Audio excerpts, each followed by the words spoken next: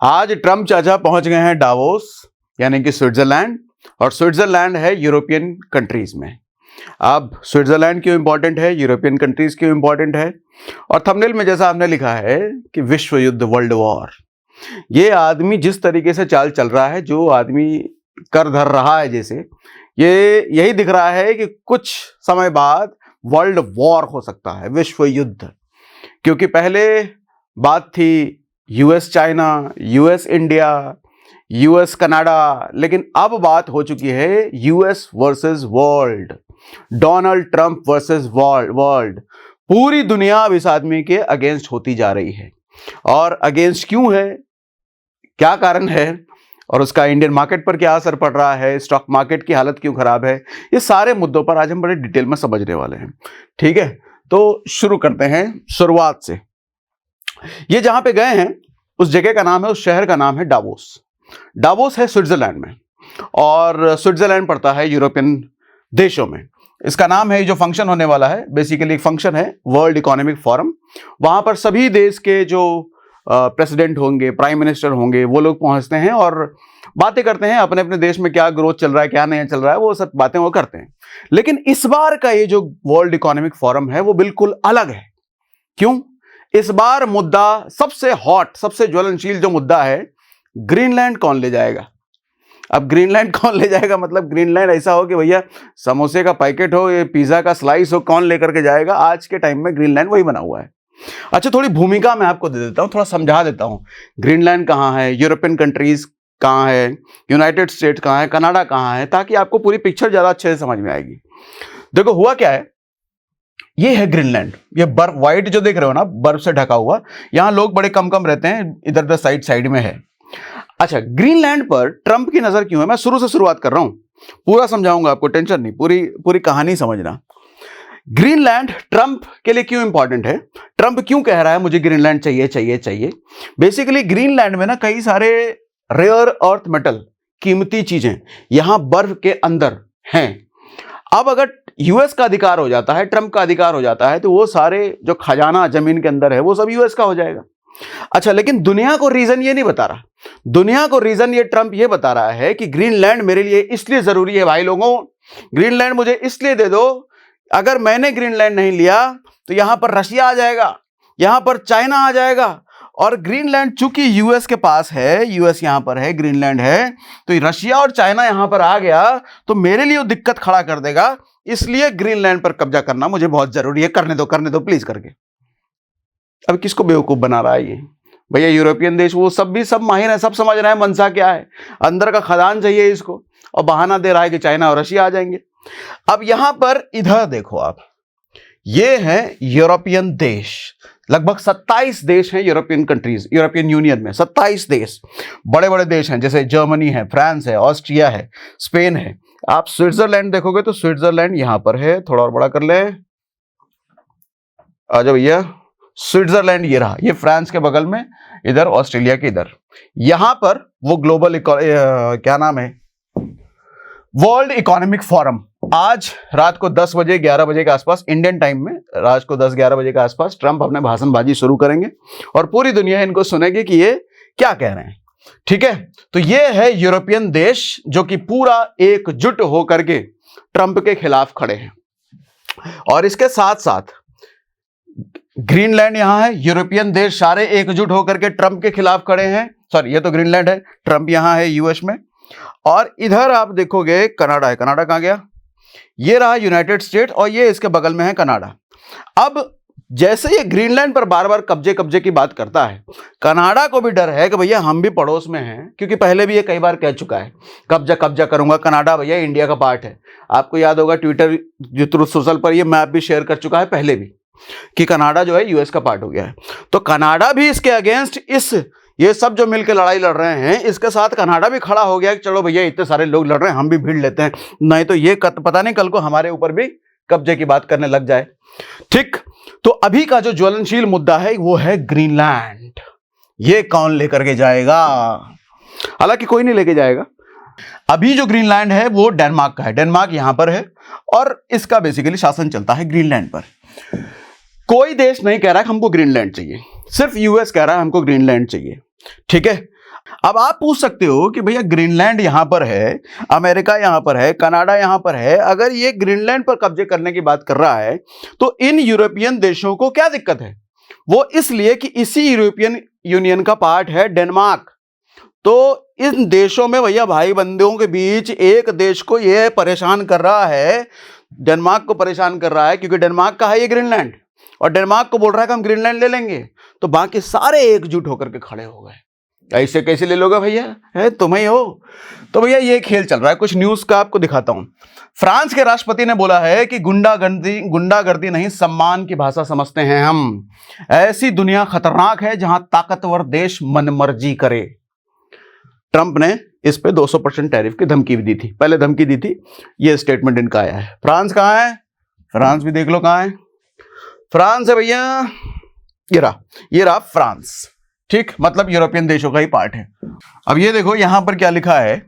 ये basically Macron है जो फ्रांस के प्राइम मिनिस्टर हैं, और ये कनाडा के हैं। यहां पर देखो हेडिंग क्या है कि World Economic Forum turns anti Trump stage as Europe Canada slam American hegemony. मतलब अमेरिका की दादागिरी नहीं चलेगी। इस बार का जो फोरम हो रहा है वो एंटी ट्रंप स्टेज है, कोई ग्रोथ इकोनॉमी की बात नहीं। इस बार सिर्फ ट्रंप के अगेंस्ट बात होने वाली है। ठीक है, अब आओ आगे वापस से हम कंटेंट पे वापस आते हैं। अब देखो इस बार का डावोस का जो WEF हो रहा है, वर्ल्ड इकोनॉमिक फोरम, उसमें क्या क्या हो रहा है जो मैंने आपको समझा दिया वो सब मैंने यहाँ पे लिखा है कि भैया ट्रंप की टैरिफ वाली धमकी को गुंडागर्दी कहा है उन यूरोपियन देशों ने। इस बार तो हमें लग रहा है पटक पटक के मारेंगे ट्रंप को भैया, सारे के सारे एक हो गए हैं। कनाडा ने भी कड़ा रुख लिया है। प्रेसिडेंट बनने के बाद ट्रंप ने कनाडा को कई बार धमकाया था कि ले लेंगे अपने कब्जे में।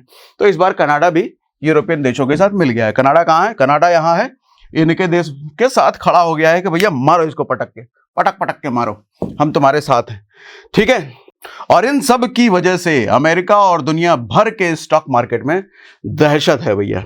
ये भले एआई का वजह है जनरेटेड फोटो है, लेकिन इसमें बहुत हद तक आपको रियलिटी दिखेगी। अभी देखो दिखाता हूं, ये देखो इंडेक्सेस, देखो यूरोपियन कंट्रीज के इंडेक्सेस कैसे चल रहे हैं। सारे के सारे लाल हैं। एशिया के आप देख लो, ये सारे लाल हैं। ये दो किसके ग्रीन है? ये दो चाइना के ग्रीन हैं। चाइना भैया मजे में है, तुम लोग लड़ो आपस में, मर जाओ, लड़ भड़ के खत्म हो जाओ, हमारी मस्ती यार चालू है। चाइना ग्रीन में है। ठीक है, तो पूरा दुनिया हाहाकार, महाक्रैश, और साथ में अपना इंडियन मार्केट भी। इंडियन मार्केट की हालत अगर आप देखो, अब ईयर टू डेट 4% का नेगेटिव रिटर्न, यानी कि एक महीने में, ईयर टू डेट का मतलब जनवरी से, और हम जनवरी में ही हैं, तो एक महीने में 4% नेगेटिव रिटर्न। अब जब हम बात करते हैं इन्वेस्टमेंट की, इन्वेस्टमेंट भैया पॉजिटिव रिटर्न के लिए होता है, वेल्थ बनाने के लिए होता है। और यहां पर फिर ख्याल आता है एफडी का। भैया एफडी बहुत अच्छा था, फिर तो एफडी कम से कम 6-7% दे, बोल के देते तो है, फिक्स तो होता है। यहां तो हम एक महीने में ही माइनस में, साल भर में कहां जाएंगे। और जिस तरह से लड़ाई झगड़े का माहौल चल रहा है, ये साल भर में मार्केट कहां जाएगा किसी को नहीं पता। तो इसलिए कभी कभी हमें एफडी चुनना बेहतर ऑप्शन होता है। देखो मैं नहीं कह रहा कि स्टॉक मार्केट बिल्कुल बेकार है, लेकिन एफडी की एक स्पेशल जगह है। जब भी हम कहते हैं ना हमको फिक्स रिटर्न चाहिए, हमको शॉर्ट टर्म में कोई इन्वेस्टमेंट करना है जिसमें हमको साल भर के लिए ये हमारी एक्सपेक्टेड है, इतना पैसा तो मिलना चाहिए, ऐसे मौके पर स्टॉक मार्केट आपके लिए प्रॉमिसिंग नहीं होता है। एफडी ऐसे समय में बहुत इंपॉर्टेंट रोल अदा करता है। जब भी हमको इमरजेंसी फंड बनाना होता है तो इमरजेंसी फंड में एफडी से बेहतर ऑप्शन मैंने आज तक बोला ही नहीं, मैंने आज तक देखा ही नहीं। मैं कई वीडियो में बात कर चुका हूं, इमरजेंसी फंड के लिए FD is the best option. ठीक है, कुछ लोग कहते हैं छोटा रिटर्न होता है। सर छोटा रिटर्न को बड़ा कराने का आज एक सोल्यूशन बताता हूं। बड़ा रिटर्न यहां भी बनाया जा सकता है। और वैसे भी एमपीसी की मीटिंग होने वाली है फरवरी में। एमपीसी की मीटिंग जैसे होगी और रेट कट की उम्मीद है, अगर रेट कट हो गया तो एफडी का जो करंट इंटरेस्ट रेट अभी मिल रहा है उससे भी कम इंटरेस्ट रेट हो सकता है। तो एफडी अगर करने का मूड है, शॉर्ट टर्म कोई गोल प्लान कर रहे हैं, इमरजेंसी फंड प्लान करना है, तो ये एफडी बनाने का, एफडी बुक करने का अच्छा समय है। अब आते हैं उस बात पर जो मैंने अभी थोड़ी देर कहा कि एफडी में रिटर्न छोटा होता है, तो उस रिटर्न को बढ़ाने का तरीका है स्मार्ट एफडी। स्मार्ट एफडी का मतलब stable money app. Stable money app के जरिए आप स्मार्ट एफडी करते हैं। स्मार्ट एफडी कहने का मतलब नॉर्मल बैंक्स जितने आपको रिटर्न देते हैं उससे कहीं ज्यादा स्टेबल मनी पर जो ऐप्स बैंक्स लिस्टेड हैं वो आपको ज्यादा रिटर्न देते हैं। जैसे सूर्योदय एसएफ बैंक देखो 8% ये सब है। यहां पर आप 200 से ज्यादा बैंकों का इंटरेस्ट रेट एक जगह पर कंपेयर कर सकते हो। और उसके बाद आप पूछोगे भैया पैसे की सिक्योरिटी सेफ्टी क्या है, तो आपको बता दूं DICGC इंश्योर करता है up to 5 lakh rupees per user. ठीक है, यानी कल को अगर उस बैंक को कुछ हो गया तो DICGC है आपको 5 लाख रुपए तक देने के लिए। ठीक है, पैसा क्या FD स्टेबल मनी में होता है? नहीं, FD होता है आपके बैंक में। जैसे ही FD शुरू होता है बैंक से ईमेल वगैरह, रिसिप्ट वगैरह सब आपको मिल जाता है। ठीक है, तो स्मार्ट FD करने का ऑप्शन स्टेबल मनी ऐप आपको देता है। मार्केट से ज्यादा रिटर्न, नॉर्मल बैंक को ज्यादा रिटर्न, उसका लिंक हमने डिस्क्रिप्शन में दे रखा है स्टेबल मनी डाउनलोड करने का। तो अब हम बढ़ते हैं आगे। अब आते हैं वापस Donald Trump versus European union. European union के 27 देश। डावोस पहुंचने से पहले इसने बहुत सारी हरकत कर दी है, मतलब दुनिया को कहते हैं ना कर दिया भैया बवाल। ये देखो अपने सोशल मीडिया हैंडल पर, ट्रुथ सोशल पर इसने ये AI जनरेटेड फोटो शेयर किया है। ये कह रहा है ग्रीनलैंड अब US टेरिटरी हो चुकी है। कब से? 2026 से, और अमेरिका का झंडा लेकर के पहुंचा है ग्रीनलैंड पर। उसके बाद एक और AI फोटो इसने शेयर किया था जिसमें ये अमेरिका का मैप दिखा रहा है, जिसमें ग्रीनलैंड भी है, बाकी कुछ और देशेस भी हैं, और यहाँ जो सारे बैठे हैं ये यूरोपियन देशों के अलग अलग प्रेसिडेंट, प्राइम मिनिस्टर्स बैठे हैं और ट्रंप उनको एड्रेस कर रहा है। तो कुल मिलाकर के दिखाना चाह रहा है पूरी दुनिया को भैया कि ग्रीनलैंड अब अमेरिका का हिस्सा हो चुका है, और जो लोग हिस्सा नहीं बनने देंगे, दिक्कतें खड़ा करेंगे, उनके खिलाफ क्या कार्रवाई करेंगे। अब जरा ये सुनो, ग्रीनलैंड को लेकर क्या करना चाह रहे हैं डोनाल्ड ट्रंप। ग्रीनलैंड को US का हिस्सा बनाना चाह रहे हैं। वेनेजुएला में कार्रवाई के बाद लाउडली चिल्ला चिल्ला के ये कह रहे हैं कि फिलहाल डेनमार्क के अधीन है ग्रीनलैंड, लेकिन जल्द ही वो US का हिस्सा होगा, अमेरिका का। यूरोपियन यूनियन और नाटो दोनों ने ट्रंप के क्लेम्स को इग्नोर किया है। डोनाल्ड ट्रंप का कहना है कि ग्रीनलैंड को चीन और US से खतरा है, जैसा मैंने शुरुआत में बताया। वो नहीं चाहते कि US का कोई दुश्मन उसके इतने करीब रहे ग्रीनलैंड में आकर के। ये बहानेबाजी वो दुनिया को बता रहे हैं। अब ट्रंप की अगर नहीं चली, मतलब दुनिया भर ने अगर यूरोपियन यूनियन ने ट्रंप की नहीं मानी, तो क्या होगा?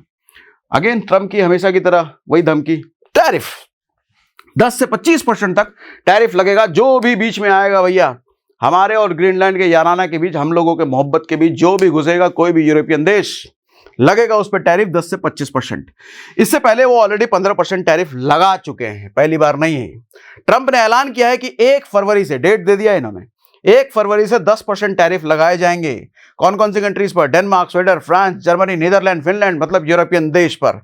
साथ में ब्रिटेन और नॉर्वे भी शामिल है इसमें। ये टैरिफ तब तक रहेंगे जब तक US को ग्रीनलैंड खरीदने की इजाजत नहीं मिल जाती। मतलब मेरे पसंद का खिलौना जब तक मुझे नहीं मिल जाता, मैं खाना नहीं खाऊंगा। बच्चा ऐसे जिद करता है ना घर में, वैसे ही मेरा ग्रीनलैंड जब तक मुझे नहीं मिलेगा, ये टैरिफ मैं नहीं हटाऊंगा। ऐसा ट्रंप की चेतावनी है कि अगर 1 जून तक टोटल एंड कंप्लीट सेल नहीं हुआ, सेल मतलब ग्रीनलैंड मेरे पास नहीं मिला, मुझे नहीं मिला ग्रीनलैंड नाम का खिलौना, और वो भी 1 जून तक, तो टैरिफ बढ़कर सीधे हो जाएगा 25%।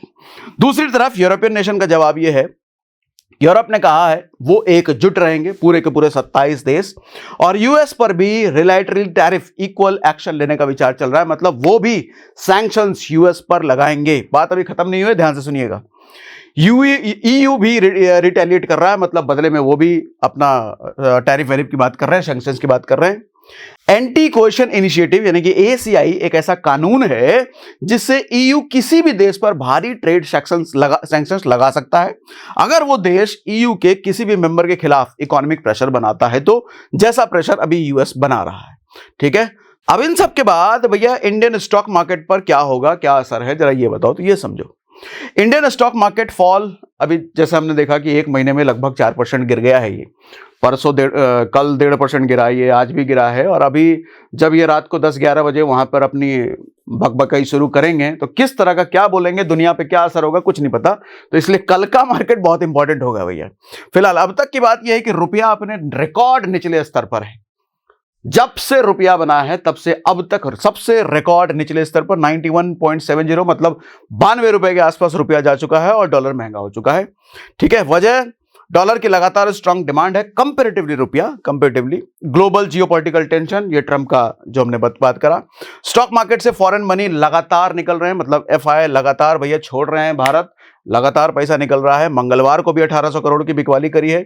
जनवरी में अब तक सिर्फ एक दिन 2 जनवरी को FI ने खरीदा है, बाकी हर रोज ताबड़तोड़ बेचा है उन्होंने। ठीक है, उसके बाद एक और रीजन ये है कि Q3 के रिजल्ट्स भी कुछ खास नहीं आए हैं।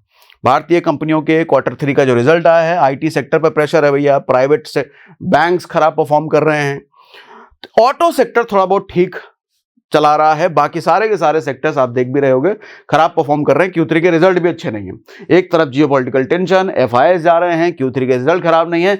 ये सारे एक साथ मिलकर के बता रहे हैं कि इंडियन स्टॉक मार्केट की हालत ठीक नहीं चल रही है। ऐसे में कंक्लूजन क्या है? देखो, शॉर्ट टर्म में तो FIIs अभी जा रहे हैं, शॉर्ट टर्म में स्टॉक मार्केट की हालत बुरी है और आगे और बुरी हो सकती है, ये ग्लोबल टेंशंस बता रहे हैं। लेकिन लॉन्ग टर्म की अगर बात करें तो मैं लॉन्ग टर्म के लिए हमेशा भारतीय इकोनॉमी के लिए बुलिश रहता हूं। ऐसे में अगर मैं SIP की बात हमेशा करता हूं, जितने SIP इन्वेस्टर्स हैं आपको घबराने की जरूरत नहीं है, क्योंकि मैं मान के चलता हूं SIP इन्वेस्टर्स 1-2 साल के लिए नहीं आते, वो 10-15 साल के लिए आते हैं। तो इतने बड़े होराइजन के लिए अगर आप SIP कर रहे हैं तो टेंशन नॉट, कुछ नहीं, ये दिन भी निकल जाएगा, ठीक है। और ऐसे में जब भी आपको पता है ग्लोबल टेंशन बढ़ता है, गोल्ड और सिल्वर भागते हैं। गोल्ड और सिल्वर भाग ही रहे हैं और अभी उम्मीद यह है कि आगे हो सकता है कि और भागे, ऐसे ही टेंशन चलता रहा तो अब क्या करें? पैनिक सेलिंग से बचो भैया, गिर गया बेच दो, ऐसा नहीं। लेवरेज ट्रेडिंग और शॉर्ट टर्म स्पेकुलेशन से दूर रहो, क्योंकि लेवरेज ट्रेडिंग जो लेवरेज लेकर के कर रहे हैं, मार्केट कभी भी धड़ाम से डिप मारेगा और आपका लिक्विडेशन खट से हो जाएगा तो पोजीशन खराब होगी। तो लेवरेज ट्रेडिंग से बचो, है। तो भैया इन सब के बीच अब लेकिन रात को ट्रम्प का क्या रहता है वो देखना जरूरी है और उसी पर डिपेंड करेगा कल का मार्केट कैसा होगा। ऐसे में एक बार आपको फिर से याद दिला दूं, short term investment, emergency fund बनाने के लिए FD से अच्छा ऑप्शन कभी नहीं है। और स्मार्ट FD करने का ऑप्शन स्टेबल मनी ऐप के जरिए, उसका लिंक हमने डिस्क्रिप्शन में दे रखा है भैया। बाकी एनालिसिस आपको कैसी लगी, कुछ सवाल है, कुछ रह गया बताना कमेंट बॉक्स में जरूर। और कल का सेशन बड़ा इंपॉर्टेंट होगा, क्योंकि कल हम ट्रम्प क्या हरकत करते हैं उसके बाद आपसे बात करेंगे। चलो भैया आज के लिए इतना ही।